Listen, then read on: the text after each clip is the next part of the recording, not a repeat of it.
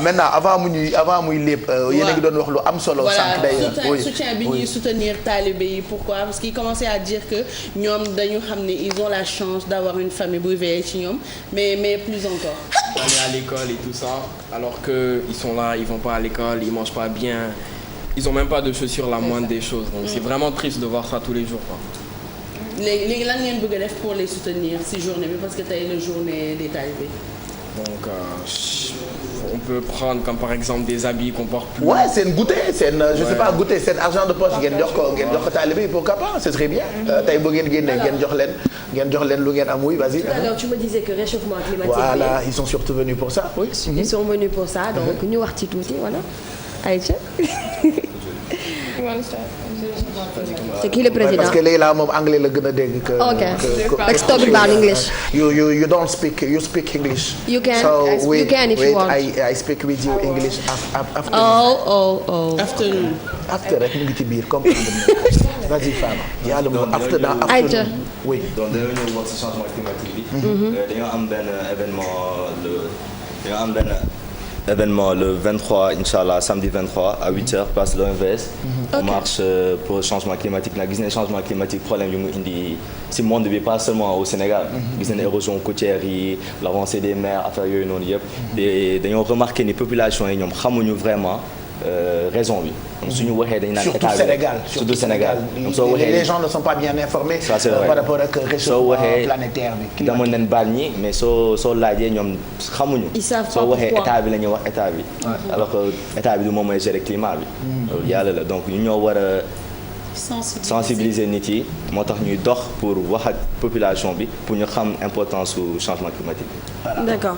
Parce que vous pensez que ay conduite yu nit yi war a jël la pour éviter que climat bi yàqu c'est ça. Exactement.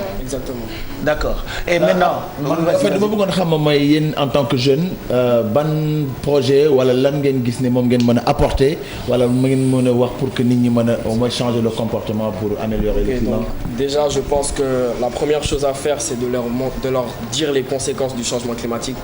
Donc de ce fait après c'est d'adopter des trucs comme le reboisement. Du genre. Voilà. Il faut une certaine prise de conscience de la population Voilà. pour qu'on puisse agir ndax nit lu mu xamul comme ni ngeen koy waxee du am sax réflexe su dem réagir pour contrer ko. Voilà. C'est ñuy gis rek mais bon. Ils sont encadrés par les professeurs, ils sont encadrés par vous. Parlez-nous un peu de ce que feront les enfants le 23 à l'école. Pourquoi ngeen initier leen ci réchauffement climatique bi? D'accord. En fait, le réchauffement climatique, c'est un thème qui est vraiment, vraiment important. Tout à fait. Et ça a un impact sur beaucoup de secteurs, comme le secteur de l'agriculture, de la pêche. En fait, c'est des choses... tout comme ça, ñu gën a dégg waaw. D'accord. Il y a un énorme impact sur... De toute façon, même boo taxawee ci sa kanamu élèves yi dinañ leen gis ñoom. T'inquiète. D'accord, quand il n'y a pas de souci.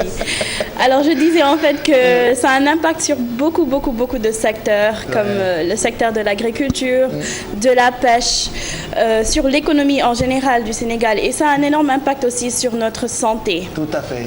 Et ceux qui sont vraiment atteints, ce sont les gens qui habitent dans le milieu rural. Tout à fait. Eux, ils connaissent le réchauffement climatique, mais ils n'ont pas vraiment d'appui. Assez d'informations pour les conduites à tenir. Les contrer.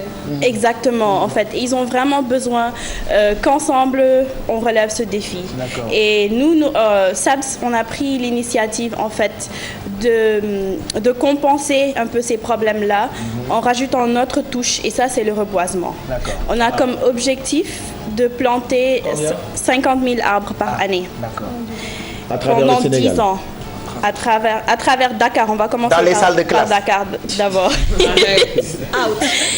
Chaque élève va planter des pépinières à la maison qu'ils vont suivre pendant quelques temps, et juste avant la saison des pluies, c'est là où on va planter un peu partout à Dakar. On va faire une cartographie un peu des endroits où on peut planter ces arbres avec le soutien du ministère de l'Environnement et la direction des eaux et forêts. Super, intéressant.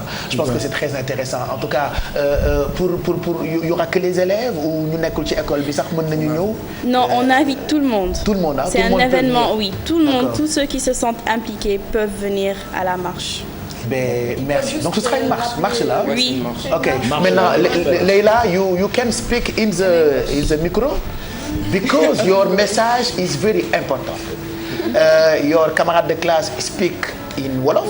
L'autre I speak in French. And your professor I speak in français Wolof comme moi. Maintenant, you can speak in English. Where is the message? Why réchauffement climatique? Okay, so climate change, first of all, because we're all living it in Dakar, all around the world, and we climatique. Climate change. Climate change. Climatique. Laissez-moi parler l'anglais comme je veux. Oui, vas-y, te gêne pas. Réchauffement climatique. Okay? Exactly. Voilà. So it's something that we're all living all around the world, and now it affects us in a way that it affects our sicknesses. We get sick very often, and we don't know why. And here in Dakar, we're saying it's hot, it's supposed to be cold. J'ai l'impression que dag may xas. No. You know what I mean? You know what I mean? I understand. You know what I mean? Okay.